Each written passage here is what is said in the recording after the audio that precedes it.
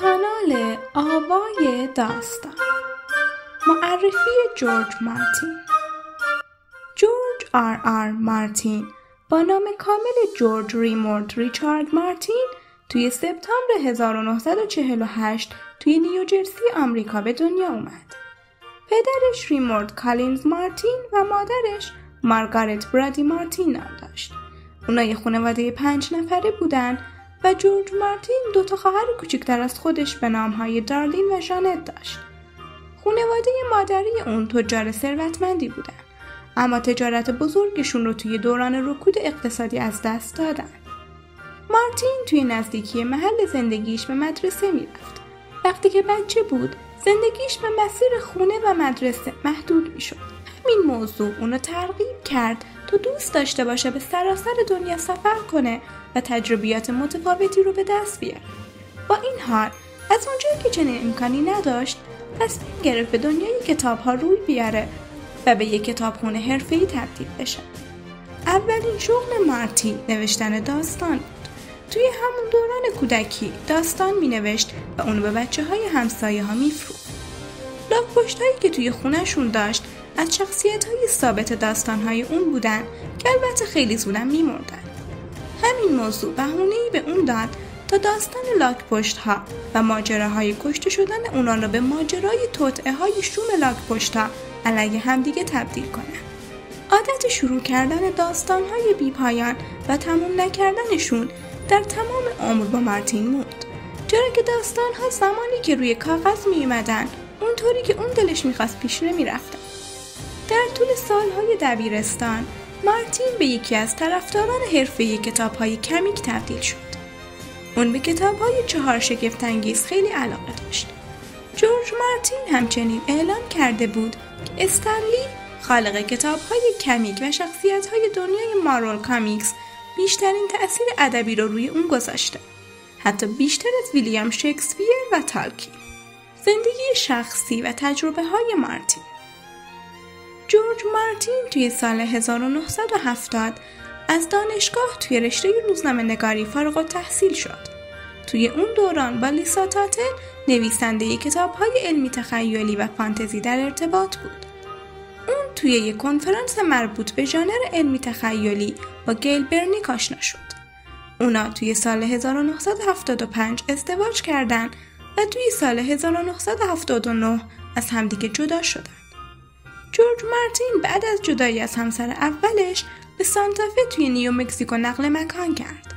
اون تا سال 1981 به تنهایی زندگی میکرد. توی سال 2011 با پاریس مکبراید ازدواج کرد. جورج مارتین خودش رو مسیحی و تا حدودی بیدین میدونه. اون اعلام کرده که دوست داره به زندگی بعد از مرگ باور داشته باشه و بتونه بپذیره که مرگ پایان همه چیز نیست. اما از طرف دیگه راضی کردن خودش کار ساده‌ای نیست. اگه تا به حال خودتون رو بین دیوارهای سنگی وینترفل تصور کردین یا صدای قررش اژدهایان رو توی خلیج بردهداران شنیدین، پس به دنیای مردی خوش اومدین که این رؤیاها رو به واقعیت تبدیل کرد. امروز نمیخوایم فقط در مورد نویسنده بازی تاج و تخت حرف بزنیم. میخوایم به سراغ جادوگری بریم که با کلماتش قلمروها و شخصیت‌هایی رو خلق کرد که برای همیشه مرزهای داستانگویی رو تغییر دادن. این مرد کسی نیست به جز جورج آر مارتین. مارتین فقط یه نویسنده نیست. اون یه تاریخدان، یه استراتژیست و یه خدای بیرحمه که روی سرنوشت شخصیت‌هاش حکمرانی میکنه. مارتین یه تفاوت اساسی از همون اول با نویسنده‌های دیگه داشت. داستان‌های اون همیشه پایان خوشی نداشتن. توی دنیای کودکی اون حتی قهرمانان هم میتونستن شکست بخورن و این اولین بذر رئالیسم تلخ بود که توی ذهن اون کاشته شد. بعد از سالها فعالیت توی حوزه‌های مختلف، از جمله نویسندگی برای تلویزیون، اون احساس کرد که محدود به بودجه‌ها و سانسورهای شبکه هاست. اون میخواست دنیایی بسازه که توی اون داستان‌ها واقعاً آزاد باشه. توی دهه 90 میلادی مارتین از یه ایده ساده الهام گرفت. تصویر یک گرگ مرد توی برف و توله هایی که کنار اون پیدا میشه. این ایده سنگ بنای اولین کتاب از مجموعه نغمه آتش و یخ شد. اون قصد داشت سگانه بنویسه، اما این داستان به قدری گسترده و پیچیده شد که به یه حماسه چند جلدی تبدیل شد. کاری که مارتین توی نغمه آتش و یخ انجام داد انقلابی بود. اون قواعد ژانر فانتزی رو زیر و رو کرد. توی دنیای اون شوالیه‌های خوش چهره لزوما قهرمان نیست و شاهزاده‌ها همیشه هم خوشبخت نمیشه. اون به جای جنگ خیر و شر مطلق به ما بازی قدرت رو نشون داد، جایی که هر کس برای بقا و رسیدن به تخت آهنین مجبور دست به کارهای غیرقابل پیش بینی بزنه. این پیچیدگی با تکنیک روایی دیدگاه‌های متعدد تقویت شد. ما داستان رو از چشم یه بچه، یه شوالیه، یه ملکه و حتی یه کشیش می‌بینیم. این چند صدایی خواننده رو مجبور میکنه که به جای قضاوت درک کنه.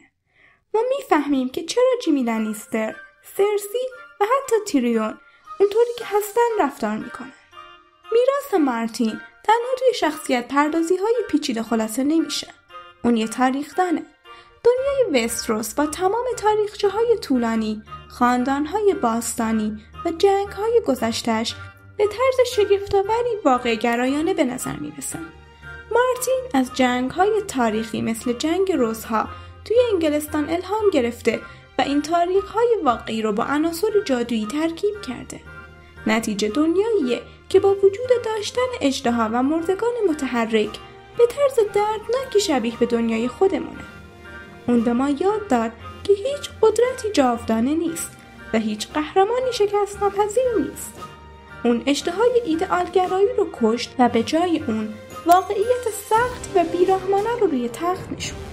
اسم جورج مارتین اونقدر با نغمه آتش و یخ و سریال حماسی اون بازی تاج و تخت گره خورده که اغلب فراموش میکنیم این مرد دنیای ادبیات فانتزی و علمی تخیلی برای دهه‌ها قبل از جان اسنو و دنیریس تارگریان با قلمش فتح کرده بود.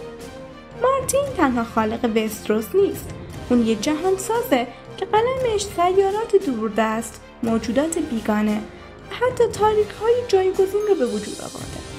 امروز می‌خوایم سفری کنیم به تمام قلمروهای خلق شده توسط این نویسنده بزرگ. از داستان‌های کوتاه علمی تخیلیش توی دهه‌های 70 و 80 میلادی تا حماسه‌های فانتزی که اسمش رو جاودانه کردن. شاید براتون عجیب باشه، اما مارتین از اول یه نویسنده تمام عیار علمی تخیلی بود. اون توی دهه‌های 70 و 80 میلادی با داستان‌هایی که توی مرز بین علمی تخیلی و وحشت حرکت می‌کردن شهرت پیدا کرد. آثار اون مثل فروشنده رؤیای یک مرد و سفر SFX نشون میده که اون از همون اول به جای پرداختن به تکنولوژی‌های آینده روی جنبه‌های روانشناختی و تاریک انسان‌ها تمرکز داشت. توی داستان‌های علمی تخیلی اون هیچ قهرمان شکست ناپذیری وجود نداره. موجودات فضایی همیشه دوستانه نیستن و سفر توی فضا اغلب به مواجهه‌ای با ترس‌های درونی منجر میشه. این رویکرد بستر اصلی برای خلق شخصیت‌های پیچیده و خاکستری در آثار بعدیش رو فراهم کرد. قبل از اینکه نغمه آتش و یخ به شهرت برسه، مارتین قلم خودش رو توی ژانر فانتزی هم آزمایش کرده بود. رمان‌هایی مثل پادشاه و گدا و مجموعه داستان‌های کوتاه پیمایش در جهان‌های نامعلوم نشون میدن که اون همیشه به اساطیر و افسانه‌ها علاقه داشته. توی این آثار اون به سراغ فانتزی‌های سنتی با جادوگران و شوالیه‌ها میره، اما همیشه لایه‌هایی از رئالیسم تلخ و پیچیدگی‌های اخلاقی رو به اونا اضافه میکنه. اون هیچ وقت به دنبال ساختن یه دنیای کاملا سیاه و سفید نبود و این دقیقاً همون چیزیه که آثارش رو از دیگران متمایز میکنه. توی سال 1996 اولین جلد از مجموعه نغمه آتش و یخ به نام بازی تاج و تخت منتشر شد. این مجموعه اوج تمام تجربیات و تفکرات مارتین بود. اون توی این داستان قوانین فانتزی رو از نو نوشت. مرگ قهرمان. توی دنیای مارتین هیچ کس در امان نیست. نed استارک توی همون کتاب اول میمیره و این پیام رو به خواننده میده که هر چیزی ممکنه اتفاق بیفته. سیاست و قدرت. این مجموعه تنها درباره نبرد با شمشیر نیست، بلکه درباره سیاست، خیانت و جنگ روانی برای دستیابی به قدرت.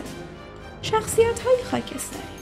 توی دنیای وستروس حتی بدترین افراد هم انگیزه‌های قابل درک دارن و خوبترین افراد هم اشتباهاتی مهلک مرتکب میشن. نغمه آتش و یخ نه تنها یک مجموعه کتاب بلکه یک پدیده فرهنگیه که میلیون‌ها نفر رو در سرتاسر جهان شیفته خودش کرده و نشون داده که فانتزی میتونه به همون اندازه یه اثر تاریخی یا یه درام سیاسی عمیق و پرمحتوا باشه. مارتین به جز مجموعه اصلی به گسترش دنیای وستروس هم پرداخته. کتاب‌هایی مثل شوالیه 7 پادشاهی که داستان سر دانکن رشید و اگان تارگریان رو روایت میکنه، یا کتاب آتش و خون که به تاریخ خاندان تارگریان میپردازه، نشون میده که دنیای مارتین چقدر گسترده و پرجزئیاته. این آثار به ما کمک میکنن تا تاریخچه وستروس رو بهتر درک کنیم و به سوالاتی پاسخ میده که توی مجموعه اصلی بی جواب موندن. مارتین فراتر از نویسنده‌ایه که تنها یه مجموعه موفق خلق کرده. اون یه تاریخ سازه که با قلمش مرزهای داستانگویی رو جابجا کرده. آثار اون به ما یاد دادن که قهرمانان همیشه نمیتونن دنیا رو نجات بدن و قدرت توی دنیای واقعی نه با شمشیر بلکه با تصمیمات دشوار و خیانت به دست میاد. آثار دیگه مارتین: مرگ نور، رمانی علمی تخیلی که توی سال 1977 منتشر شد. رویای تبالود، یه داستان کوتاه که توی سال 1982 منتشر شد. آتش و خون، یک کتاب تاریخی که توی سال 2018 منتشر شد و داستان خاندان تارگریان رو روایت میکنه. پرنسس و ملکه، یک داستان کوتاه که توی سال 2013 منتشر شد و بخشی از مجموعه داستان‌های جهان نغمه آتش و یخه.